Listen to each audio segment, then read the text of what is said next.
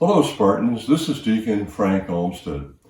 I was blessed to spend 34 years at the Smet as a theology teacher in campus ministry and working with service projects. The church has used practically every type of art there is as a window to see God and to try to understand the faith a little bit better. Stained glass, carvings in wood, and etchings in metal you can find in our own Smet Chapel. The church has also used architecture, painting, fresco, and many other art forms to try to depict Jesus, the Blessed Mother, the saints, and even the Holy Trinity.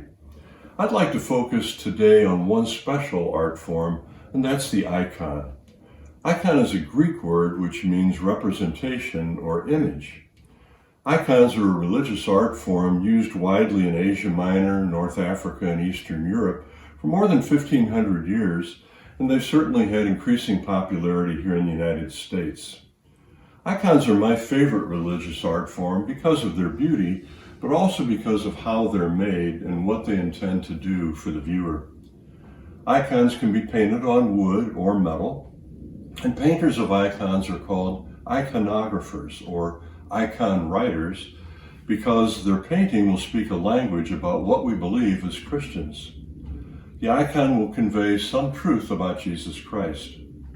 The image painted will hopefully draw us a little bit more into the mystery of faith and educate us about who Jesus is. And when the icon presents a saint, it brings us face to face with a person through whom Christ's goodness and holiness shines. An iconographer begins by taking 2 weeks in prayer to reflect on the subject he will paint and to enter into the message of salvation that he wants to present. The paint is then made by the painter from scratch. The icon is painted in layers, moving from the darker to the light, and from the less important to the most important elements in the picture, a process that mirrors the journey of the human person, gradually being filled with the light of Christ along his or her way in life.